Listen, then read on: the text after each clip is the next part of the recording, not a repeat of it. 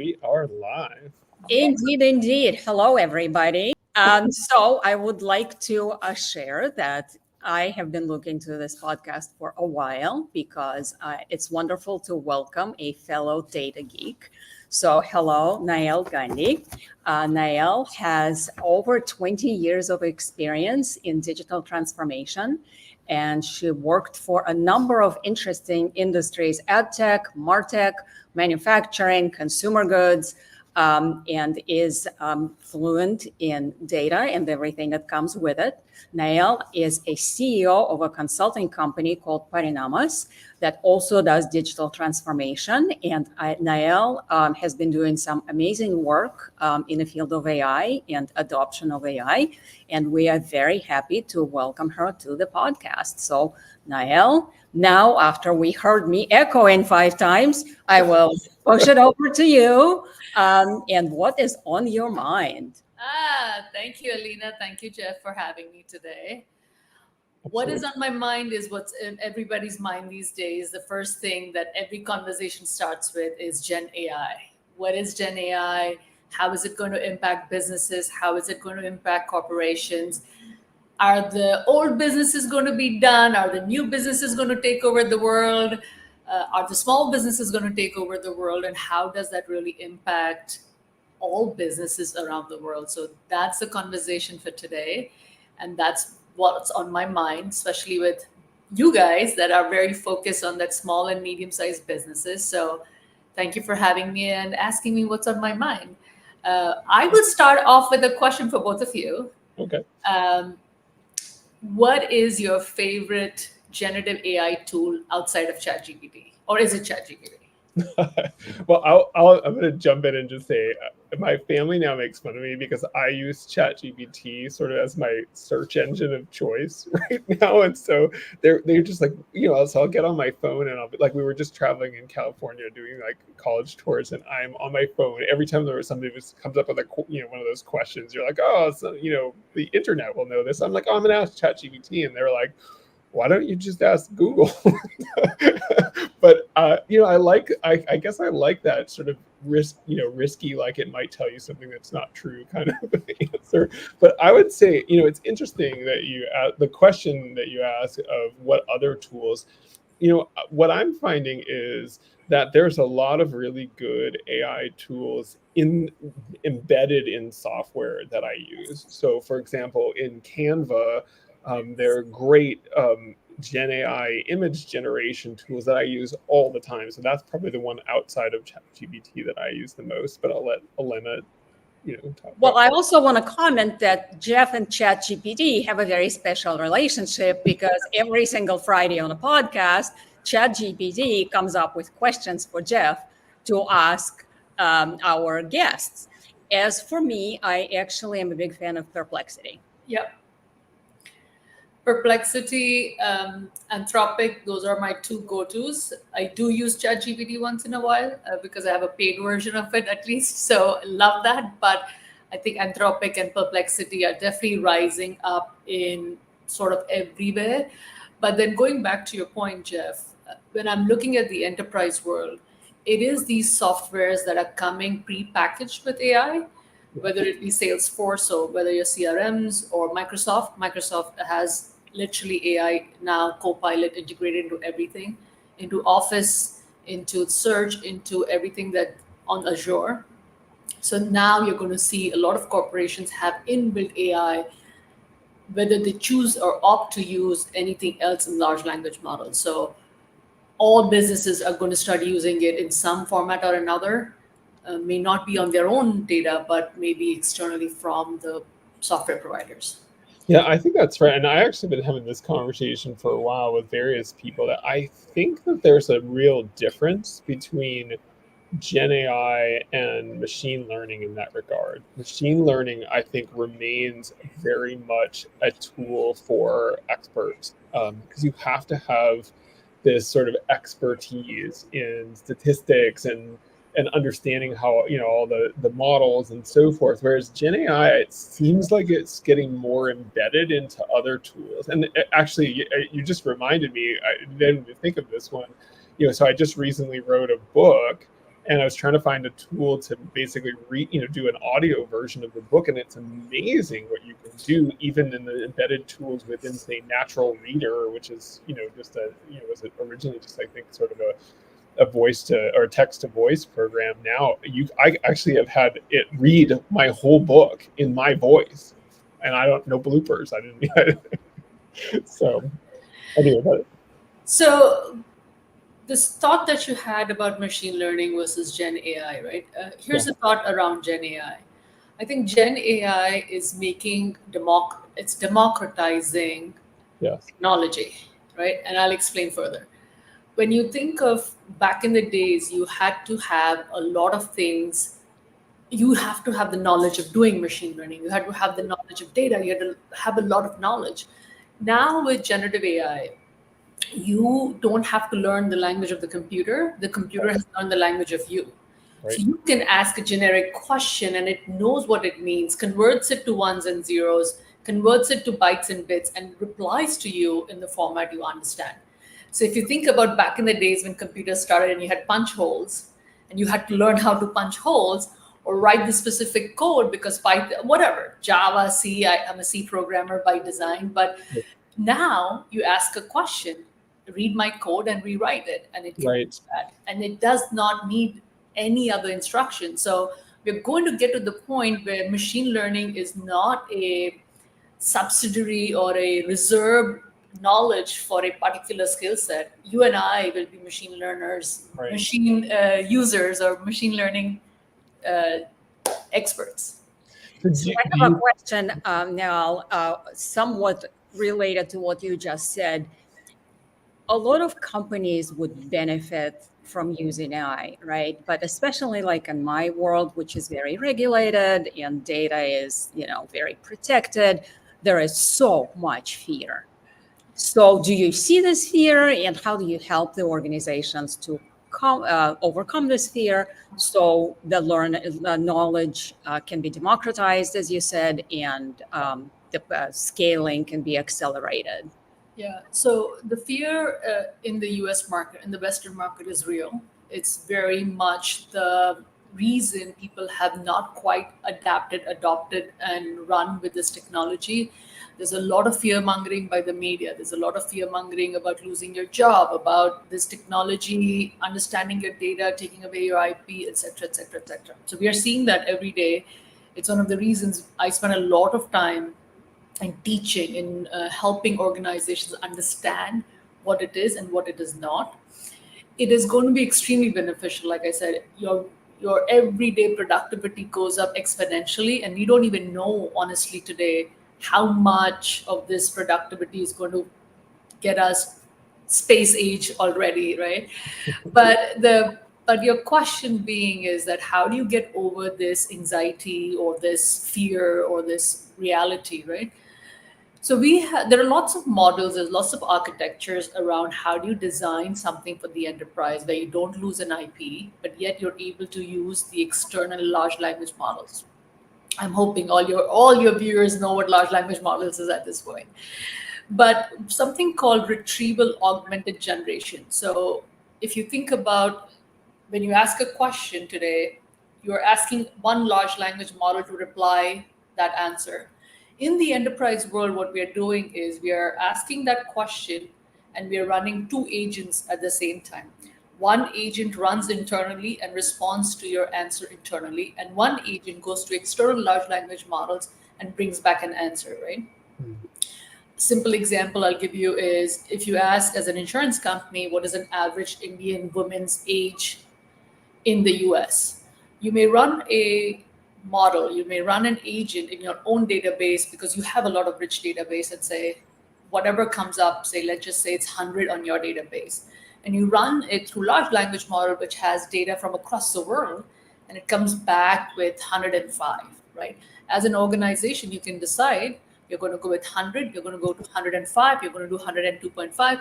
It's up to you. But this way, you're not losing any of your internal data. You're not letting the external people see your internal data, or your internal data get diluted by the external data coming in. So that's how there's a lot of different architectures that you can use by taking them off the fear and start utilizing these things. Even now, going back to what Jeff was saying, right? When these softwares that you're getting embedded with AI, they are also making sure that your data, your Azure cloud, your clouds are protected and they're only searched within your own clouds.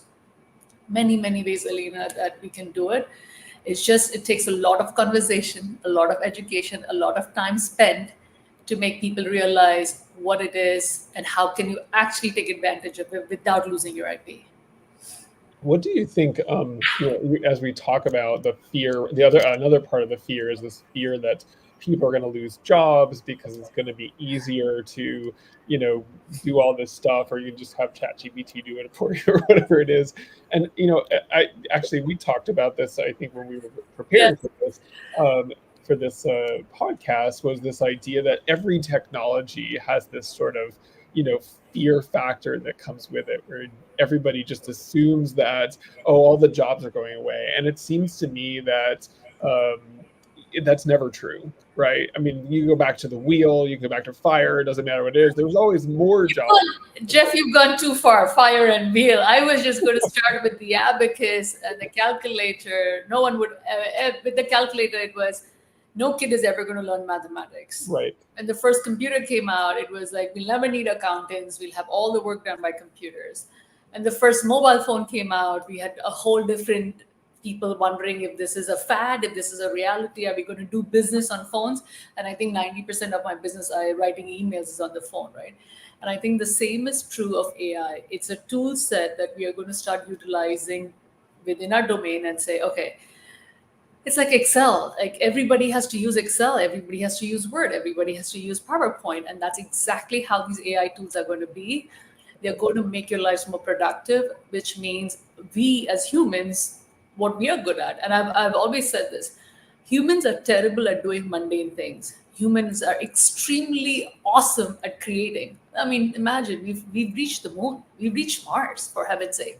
How creative are we to be that far advanced? Yet, if you tell me to do the same multiplication 20 times, I'm going to tell you that the 10th time I'm going to make a mistake. I can land a spaceship in Mars, but I'm going to make a mistake in multiplying if I have to do it 10 times over. Humans are great at doing certain things. Whatever we are not good at, we've always found tools across history to make our lives more productive and give our mundane to something else, whether it's a industrial era where machines produce the same thing over and over, whether it's computers, that the word that reads, or something that reads and does flawless work at reading, or if it's AI tools that will be doing more of our mundane work, right? So I don't think, I certain that a lot of jobs are not going to go away, but if you are not using these technologies, if you are not adopting these technologies to better yourself or to better your skill sets, yes, absolutely.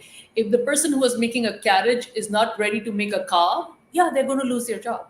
Right. But if you're ready to say, oh, I can make a wheel for the car as well, you're always going to have a job. If you adapt, adopt, change, evolve, yes.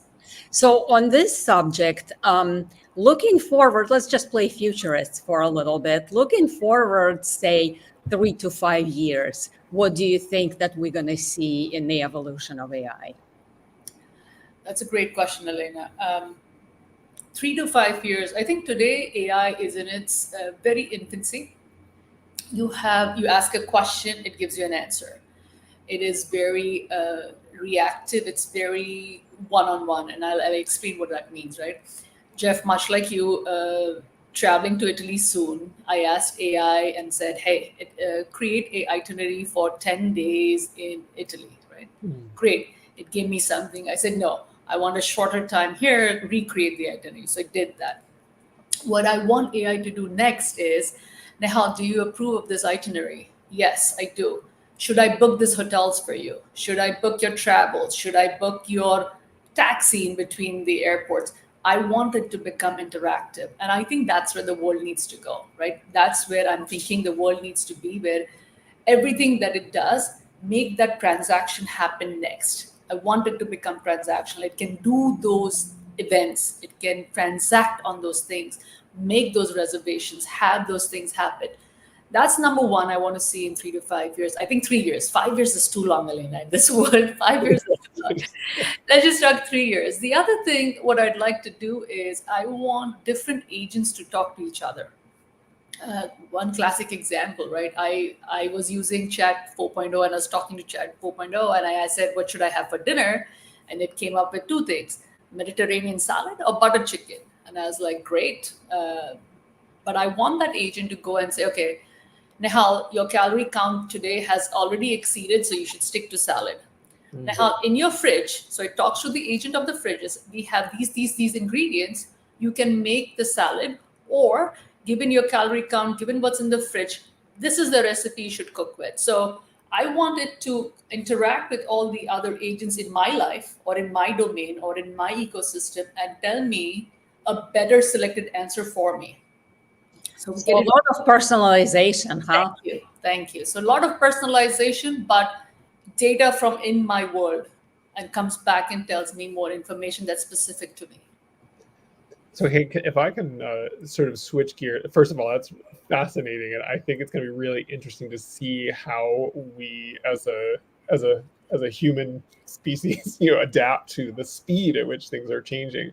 But one of the things that we talked about last week when we had an offline discussion was about East and West and the differences you're seeing between sort of how AI is being adopted in different parts of the globe. And I'd love to hear, you had some really interesting thoughts on that. So I'd love to hear some of that. Yeah, so it's very interesting in the terms of how, in general, Jeff, I'll talk about technology in general, specifically to AI, I'll come back to it. But in general, the West has had a lot of luxury to adapt technology one thing at a time. And I'll give you an example. If you think about the phones, you had the wall phone, then you had the wireless cordless phone. I don't know if you remember, we had car phones, those big, bulky car phones. And then they got these big bricks, and then the phones got smaller. Asia, on the other hand, did not have car phones. They had the wall phones, they had the rotary dials, and then they had to adapt technology very quickly, and they went to the small wireless because they did not have the luxury of spending money on every evolution of technology, if that makes sense. Right. So they have to jump step when it comes to technology adaptation and adoption. US or the West in general, they spend a lot of money on every evolution of technology, every next step of technology.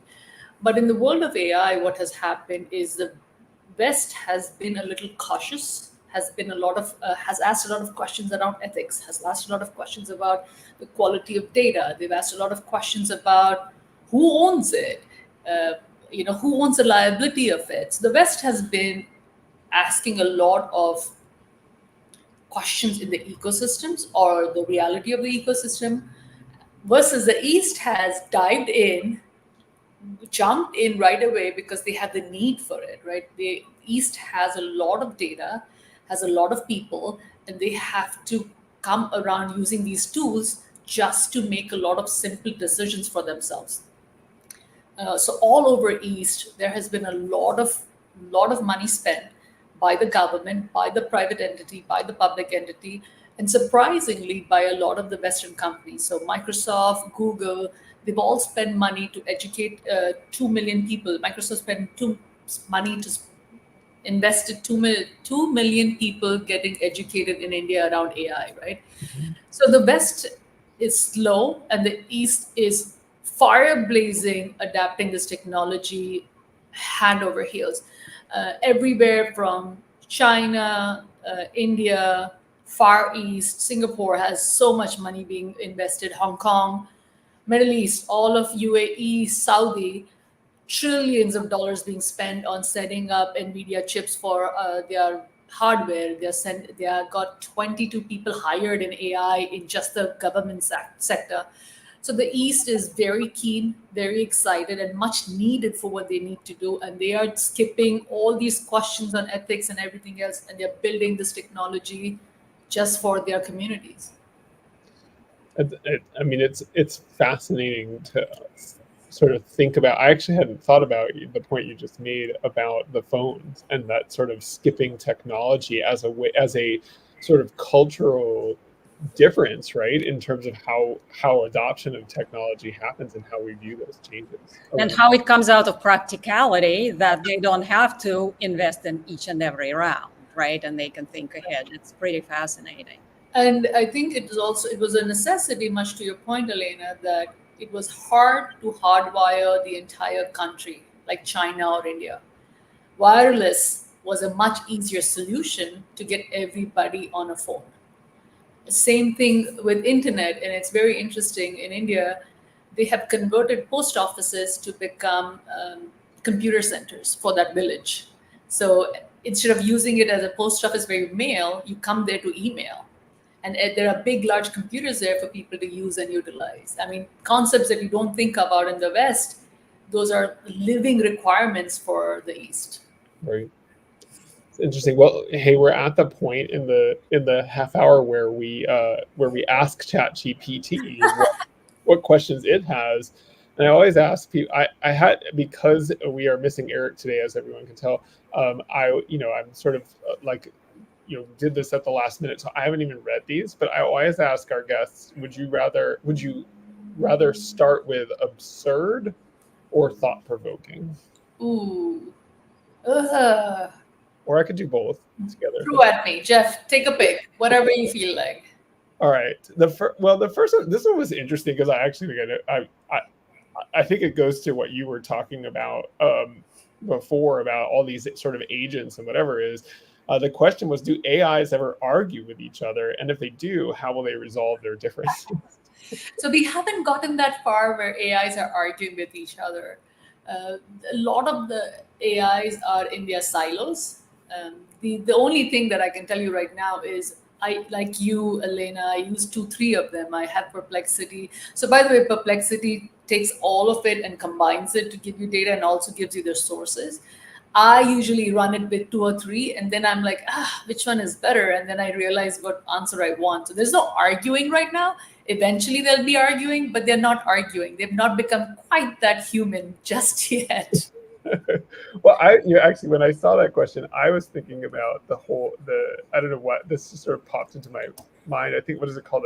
A GAN, a generative adversarial network, right? Where you actually set up to sort of AI programs to sort of like, one is trying to like figure out how do I create a more secure situation. The other one's trying to hack the security. Yes. Anyway, that was what came to my mind. All right, that was probably more thought-provoking. So I'll do absurd. If AI had a celebrity crush, who would it be and why? I want to say the guy who created Bitcoin, Satoshi, would be one of those guys that would have a thing on, or Elon Musk, simply because I have a big crush on Elon Musk. So I think they should have a crush on Elon Musk as well. But or Sam Altman. I mean, he's the creator of it all. So either Sam Altman, Satoshi, or Elon Musk. All right, I want to throw in Taylor Swift, only because, think about the logic. AI picks up what is most talked about on internet, and Taylor Swift is probably most talked about on internet, and therefore, Eric, hello. Eric. And therefore, it may be her. What do you think about that? Sure. So what you're saying, Elena, is that it has a new crush every day. It might have a new crush every day, depending on who is talking, right? Well, if you look at what's hashtagging today, it's probably going to be, the crush is going to be Biden. It's the most talked about. Eric, you have entered in the middle of the ChatGPT section of the conversation. Perfect. Hi, Nahel. It's nice to meet you. Eric, I was pretty convinced you're ignoring me because I messed up your LinkedIn tag. Hey, by the way, so I love Eric Sigel, the other Eric Sigel. He's a great. Do you know him? Yes. Of him? Yes. Yeah. So it was. So I had I wrote an article about him recently, and it was a great opportunity to ask him to be on our podcast, and he said yes. Perfect. So I feel like now I at least did connect something with the blurb that I did. So I'm glad it happened. It's fantastic. Yes. Well, So did Eric, you I do don't know. both ChatGPT questions, or did I I? have done two ChatGPT questions, both the absurd and the thought provoking. So, but Eric, before we've got a couple minutes. I don't know, what questions do you have? Is that unfair for you to? Yeah, I feel like I'm coming in at the last minute. But since I was, so I don't know what you guys have been talking about, but since I was just spending my whole day in the hospital because my son broke his leg, what do you see? How do you see AI can help in that hospital setting? We definitely saw some amazing people, but there are definitely some really difficult communication scenarios, like where people were not getting the right information to each other. And so one group thought that my son was going to stay another night, the other one didn't. What are your thoughts in that healthcare setting? I think you're feeding that question, Eric. I think almost as if I asked you to ask me the question. Thank you for asking the question. Hope your son's doing well, though. Is he's he he's okay? he's doing fine. It's just, it's early days trying to adjust to a bit of a different way of moving around. So it'll be interesting for a couple of weeks. But thank you for asking. I hope he feels better. Yeah, thank So you. I think AI in the healthcare space is blooming, and it's going to get even better. I'll talk about core technologies, and then I'll talk about communications in general, or I can start with communications. I'll tell you that I have taken AI's help extensively for writing my emails, and I'll tell you why. I'm not a fluff writer. I'm a Mhm. very engineering mind. I want this from you. Hey, Eric, this. Can you deliver it tomorrow? Right? I'm not writing. How's your son doing? How is it? Did you watch the soccer game yesterday? Look Mhm. at that weather. How fantastic it is. I don't write that paragraph. I just am not used to writing that paragraph, right? In the Midwest, and there are lots of areas where they like having that first paragraph Mhm. instead of being direct, asking that question. They're like, "How rude are you?" I'm like, "I don't have time to write that fluffy." Yeah. Again, it's cultural. It's very unique to the area that you are and the question and who you're asking, what that relationship is. So I love ChatGPT because it creates that first paragraph about the weather and the games So and the. you're outsourcing you're I have outsourcing the emotional connection to ChatGPT. I outsource my fluff. So I ask ChatGPT to do that, and then end that ending paragraph too, which is a combination of the first paragraph and the second paragraph. I hope we can do this, and hope the weather Yeah. stays good today. Like whatever that last two sentences are. So that communication, which is again, it's very personalized. It's Mhm. very regional. Like the Midwest is very different than New York. New York speaks Right, very right. direct. They have no time, so they speak. Asia is another place where people speak direct. People don't have time. Midwest, a lot of different European cultures. They spend 2 hours having coffee for a 5 minute question, right? That's the Yeah. culture, and that's how it is. But just to adapt to it, I think AI is going to be that great tool to customize your conversation.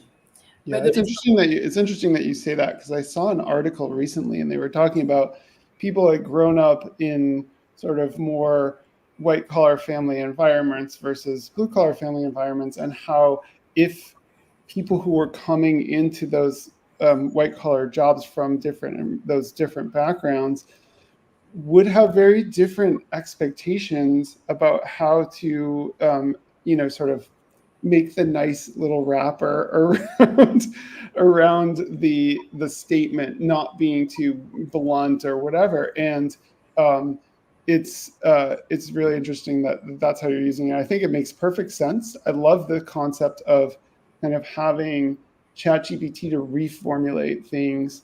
I had some bibliography work that I had to do, and somebody's like, you have to reformat all of these so that they're all in XYZ format. And I literally was like, can ChatGPT just do that for me? So there's the whole concept of just reformatting things to remove some of that ambiguity, I think is really, yeah. So really I think valuable. yeah, 100%, Eric. And I think that's why I feel like a lot of communication is going to get a lot further out, personalized to you. In the same way, this is the way I like to receive information. Be direct, Mhm. tell me what it is. Don't give me anything else. Just give me what it is, right? So it will be personalized to the region, to the person, to what is expected, etc. So that's about communication. Just going back to the medical field and the use of AI, it has been where the most use case and the most real cases that we've seen about AI has really happened. One classic example that every AI person loves using, so I'm going to use it too, is around radiology, right? Because it's so specific that it can, like, again, when you read a radiology, whether you read an X-ray or an MRI or any of those things, it's very specific, but it's very mundane for humans to look at the same hand X-ray and the same leg X-ray over and over again. The humans will make mistakes when they're reading X-rays or reading MRIs and stuff like that. But once you train a AI to look at the same thing, it looks at the minutest change, minutest differences, and can easily tell you that there's an issue. So even when they do colonoscopy these days, there's an AI agent with the colonoscopy that tells you, look at this. This doesn't look right. There is some abnormality for humans to check.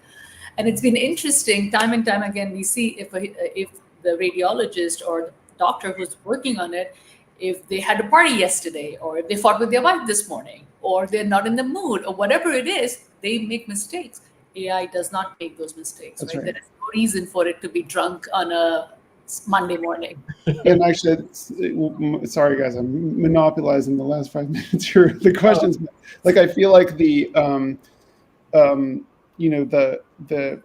expectation is that AI always performs like the top 10%. In other words, you compare it to the top 10% of answers that the doctor comes up with, or whatever it is, and actually, one of the things is maybe the top 10% of doctors at their absolute best operate better than AI, but the AI might 90% of the time work better than 98% of the doctors. And that's something that I really feel strongly.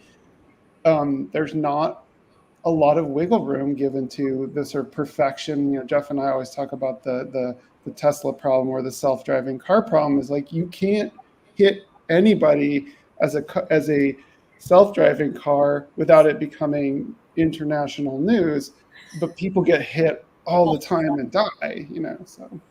Well, it's interesting, Eric, that you bring that up too, because I was before I did this, I was working in running a data analytics function at Cracker Barrel, a restaurant company, and one of the things that we were just starting to do was actually do store level machine learning forecasting at the store level. And what would happen is that the forecast, because it was new, and I won't go into it, but we didn't spend enough time sort of vetting out how we were going to use the forecast and so forth. The forecast, to Eric's point, would inevitably screw up. But the reality was, its screw up was not as bad as the way you would sometimes see the humans screw it up. I mean, they would look at it and go, I could have done better than this, whatever. It's like, actually, that's, not really true. Like, you on your best day could do better than it on its worst day, but you every day cannot necessarily do better than. So I hate to do this because I missed most of the conversation, but we are 35 minutes now, and we probably should probably wrap up the conversation. As you've probably been told, Nahel, we go around and do everybody says one thing they want to leave the podcast with. So and we always start with the guest because we don't want to give them a chance to think about it too much. So Nahel, why don't you go ahead? So what is it, Eric? Am I to summarize or to give one point? Just one point that you think you want to leave the podcast with, whether it's something that we talked about or you guys talked about, or if it's just something really interesting you want to just. I think I just emphasize this one thing. As much as I am an AI enthusiast and as much as I love this space, there is no better than the human creative mind. And I want everyone to know that it cannot replace human creativity. So please, it's a fantastic tool. Use it as a tool. Be real about what it can and cannot do. But the human mind is the most creative thing you'll ever have. Fantastic. And I will jump in. I'm going to, before I give you my one thing, I'm going to ask you, what is the best way for people to find you and learn more about you and what you do? So parinamas.com. Thank you for putting it out there, because people do make mistakes on it. And it's my name. If you want to email, is Nahel, Nahel @parinamas.com. So get in touch. Thank you. Awesome. I think, I guess the point that I'm going to pick up on is just this point about the fact that, with any new technology, there's this sense of fear and concern of what it's going to do. But it always seems like in the long run, you just see human productivity increase and improve, and standards of living get better and so forth. And so I have a really optimistic perspective, I think, and I think you do as well. So I always appreciate that. And I will pass it over to Elena.